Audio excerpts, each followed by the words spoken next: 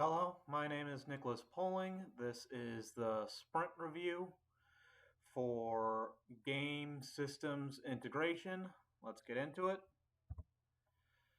This sprint can be summed up as the words past ideas, the revenge, as well as responding to playtesters. Let's get into it. Let's start off. So the first issue was with the playtesters not having a tutorial level, so I wanted to give them one while I did it, but wanted to give them a way to bypass it should they feel like that they're too smart for school.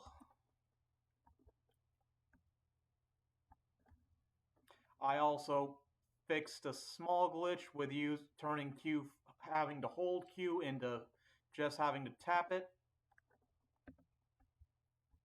I am not holding Q, I get to move it around as such without having to worry about the awkward placing of it.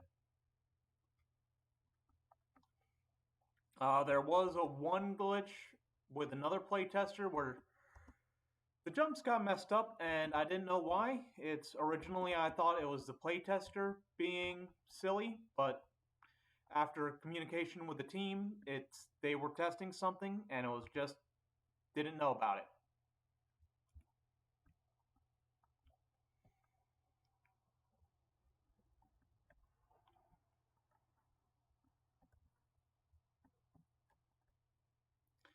This looks more, again, more teaching the player before asking them to use it.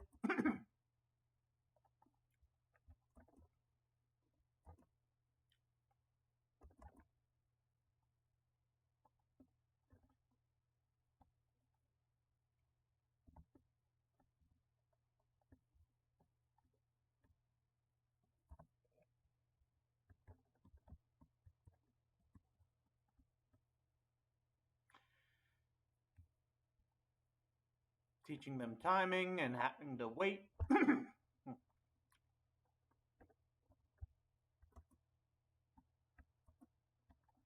While also trying to show them all the mechanics they will have to learn throughout the game.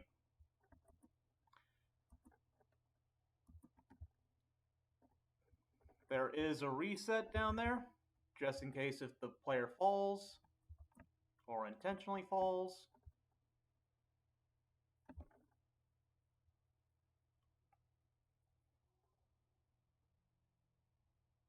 Just long enough for everything to run, just long enough for the timer to run out.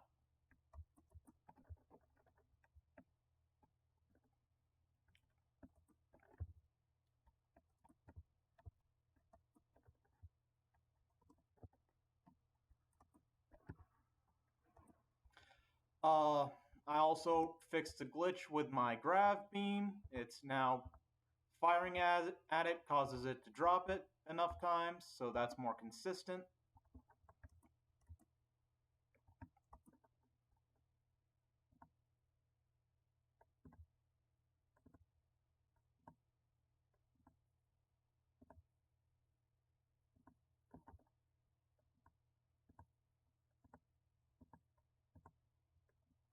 Hopefully the player will be able to see that and understand.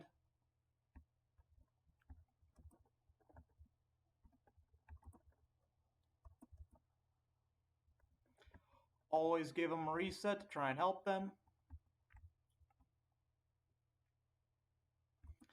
Use of the conveyor belt as a reset and also as a mechanic that they need to watch out for.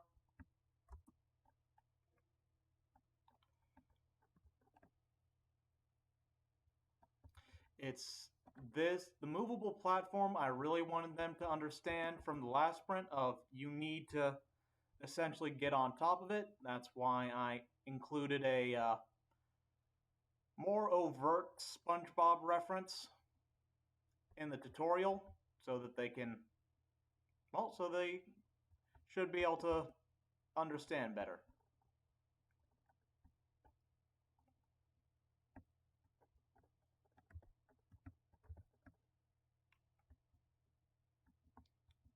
Again, tutorial, tutorial, tutorial.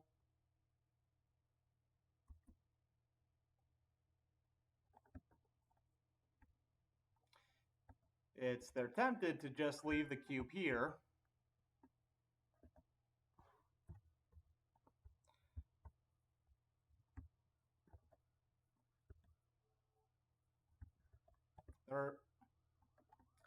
And again, a quick tutorial on how to use the puzzle. One button only moves one square, teaching them to use the circuit puzzle that I made.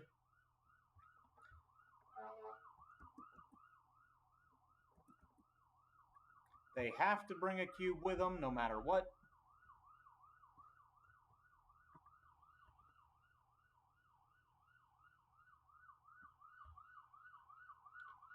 So if they try to skip it, all they really have to do is to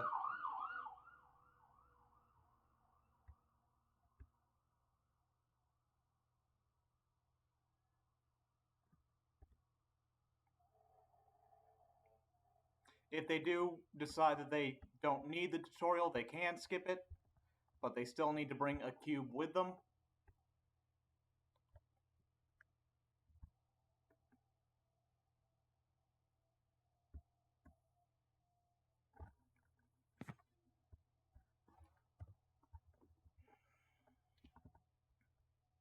Now, to get into what I changed, I also found a solution to getting the platform stuck.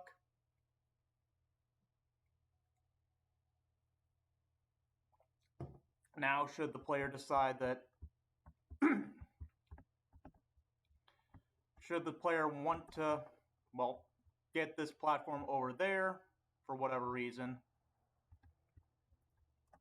if they decide to do so, it doesn't create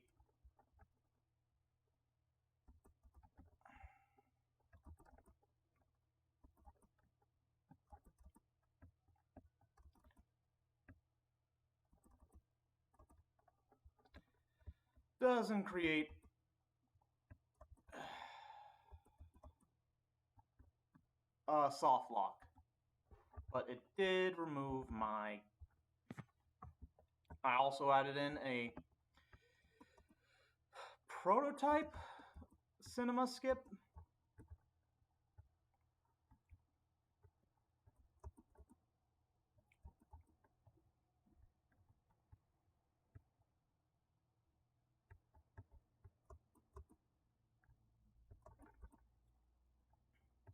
And I also removed the elevators in replace of stairs because I could not get the new jump mechanic to work with the elevator setup.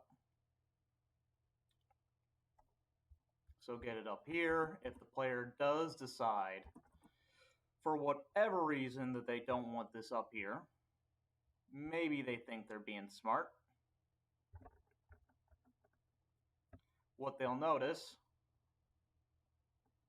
is that thing is slowly being moved. So it will fall eventually.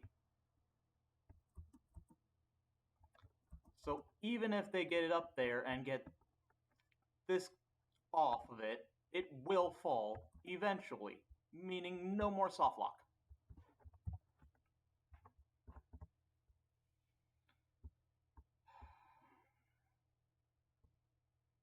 With this, like I said, with the gravity, like I said, it's just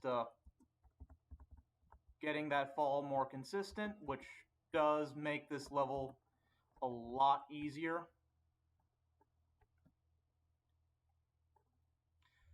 Now the player can do it in about a minute.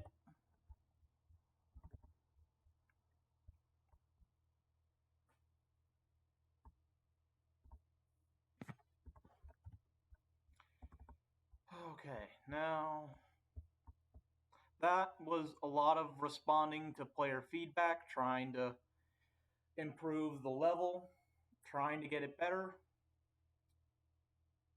I made the boss level quite a bit easier, trying to get the player to understand. Added in a text wall as a tutorial.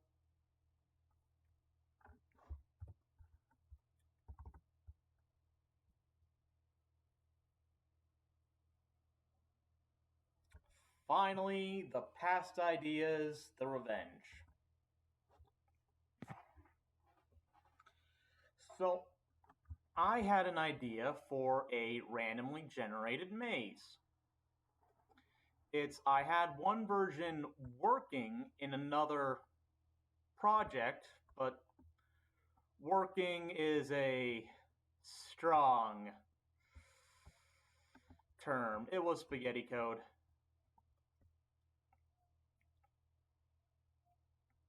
So I wanted the player to have to solve it.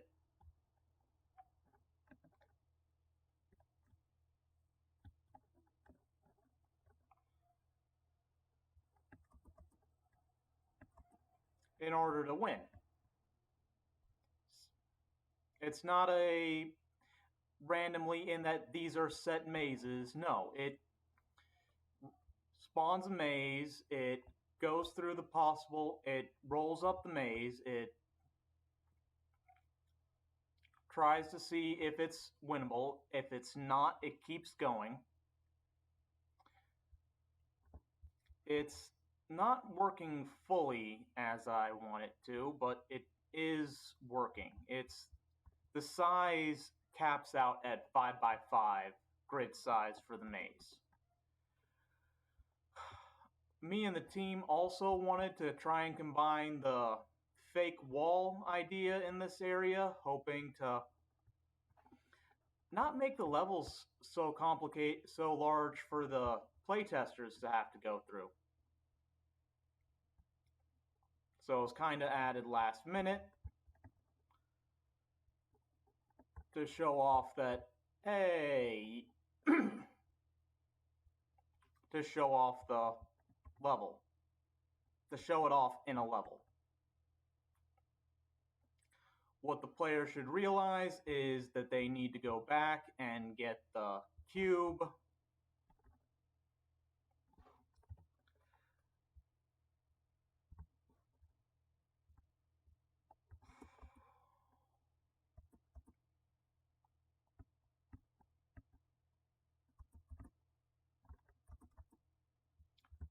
If they do decide to go this way, they will end up keeping the same maze, but all the locations get reset.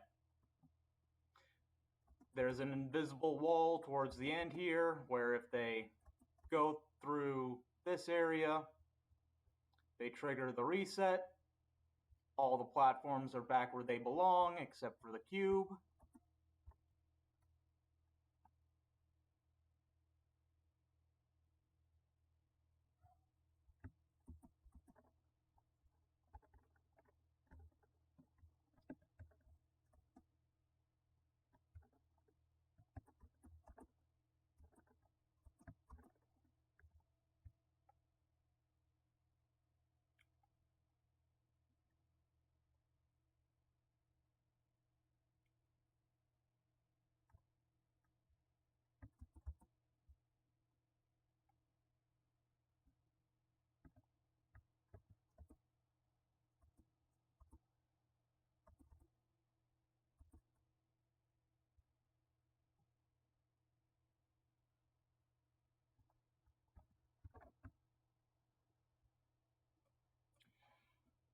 Trying to figure out how to combine levels and level mechanics, hoping to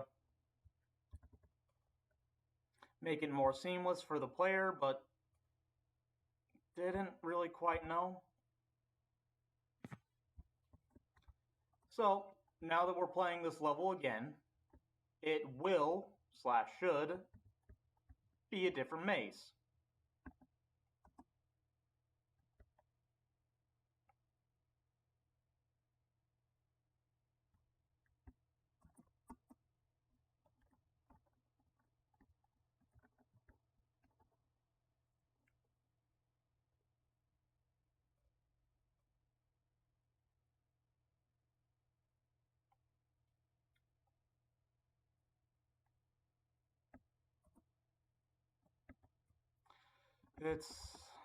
I would very much like to keep messing with this maze to get it so that the size can be whatever the developer wants, but right now it really is just a 5x5. I have ideas on how to make it bigger, but I did not have time to figure out all the math that would be involved in doing that.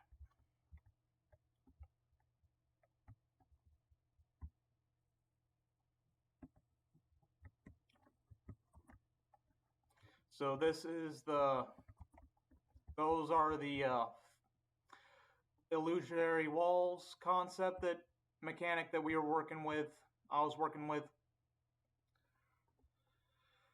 Tried to get the hollow mirror feel, but also tried to combine it with the maze.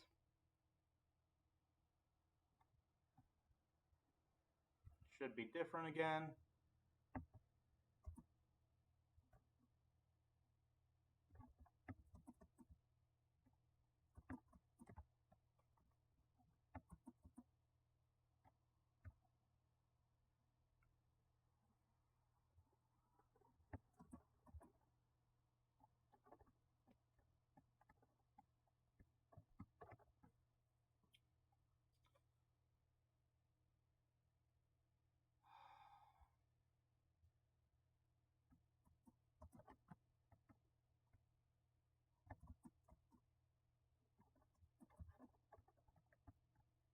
See, already different maze.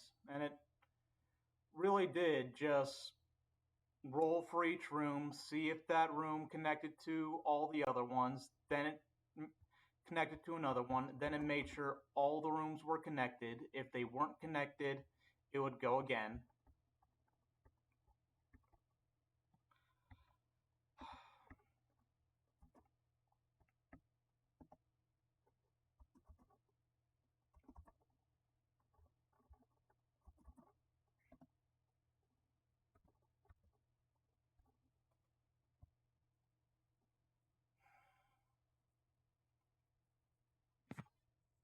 Alright, this is the room with NPCs that do damage on collision.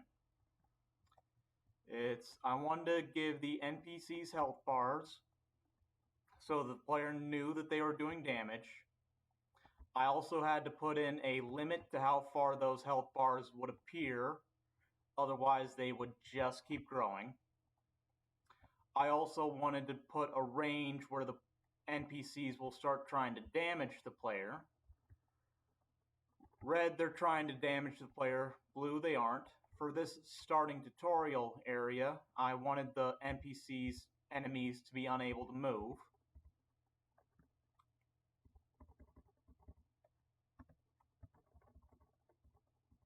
I wanted the thing doing the damage is the normal portal bullet.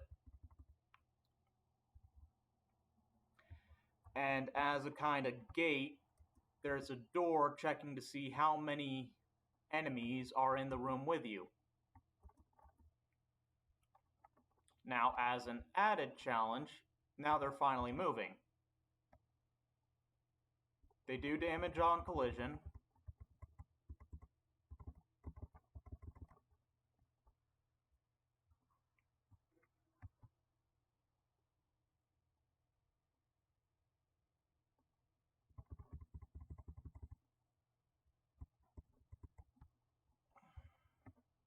If the player is not careful, they will kill them. They will kill the player. This is an added challenge where the room isn't quite... You can't... With the other room, they might have been able to snipe the NPCs from that platform, and this, they have to get down into the room with the enemies. It's still not that hard. It's tapping the mouse button.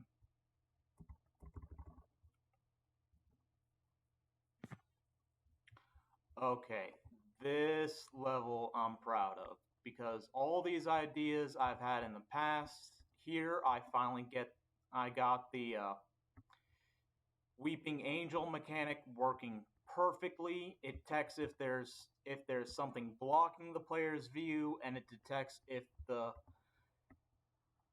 Weeping Angel, any part of it, is on screen. Oh, come in. Why did I die? Weeping Angel, reference to Doctor Who. It's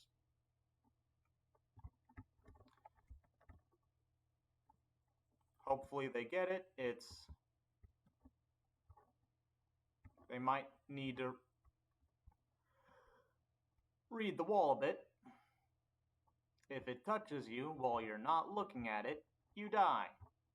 Which means you can touch it while you're looking at it, but when you look away, I wanted to put that kind of reset at the beginning so that the player does lose to it. They don't lose a lot of progress.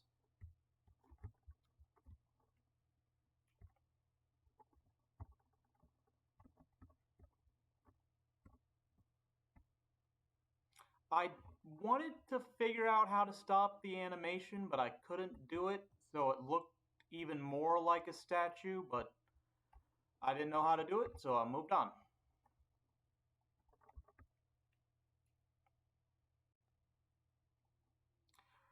Reusing the stairs, which I've actually come to like because they really are that nice. It's that useful. I put in second set of stairs as a reset should the player not succeed in the jump. And with this, I gave them a tumbler puzzle, but I gave the solution right on the wall, 800, or when you put it on a calculator, boo.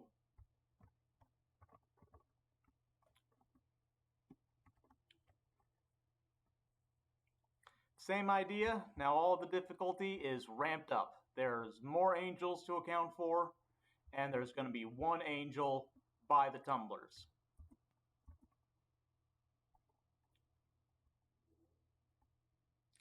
Yeah, there's a bunch you need to count for. Now, they do congregate on the stairs quite a bit. They do get stuck, so you kind of have to juke them a little bit.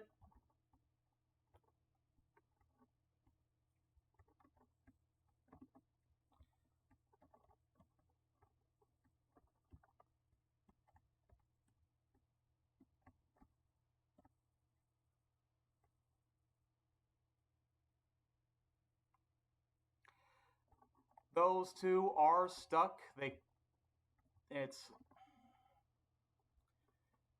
try to move, they can't, but most of the time it's not a problem unless all of them get stuck on the stairs. Again, the answer is given to the player, 800 or boo.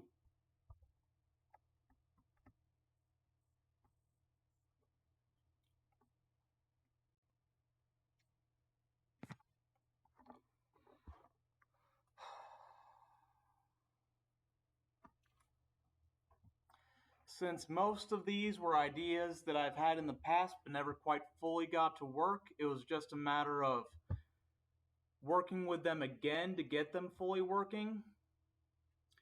I did. I got them fully working again. Nothing happened that wasn't expected to happen.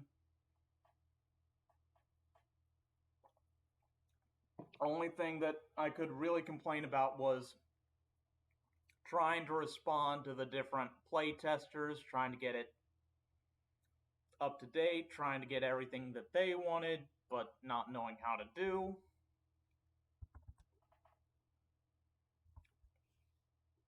And yeah.